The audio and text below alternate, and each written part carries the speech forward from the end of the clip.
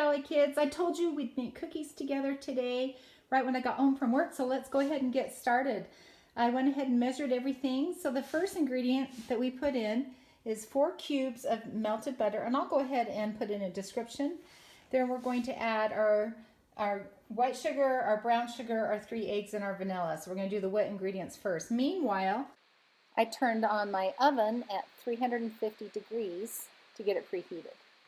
Now I put all the wet ingredients, including the sugar, in the mixer, and I'm going to stir that up a minute before I start with the eggs. Add the eggs and go ahead and mix this up and get it ready for the flour. It's really hard for me to sift it and hold the camera at the same time, but I just scooped up the flour mixture after I stirred it, and I have it above the bowl, and I'm going to give it a few turns and it will be sifted. After I sift the flour, then I go ahead and add it in and mix everything up. It just makes it taste so much better when you make sure everything's been sifted. Then you don't get the chunks of baking powder and soda. Almost ready for the chocolate chips. You don't want to over stir, just enough to blend. Okay, ready for the chocolate chips. You can put in a bag of each or a half bag of each, but I usually do milk chocolate and semi-sweet because that's my favorite combination.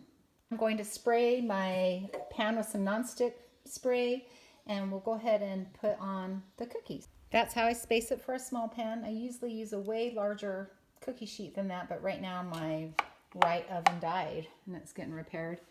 So we're going to do the small oven. And I'll throw those in. Set the timer for 10 minutes. Hey Alexa, set timer for 10 minutes. 10 minutes, starting now. Okay, timer's up.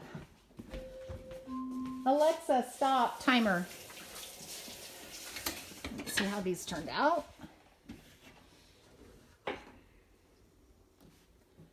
Perfect. And there they are. They're amazing.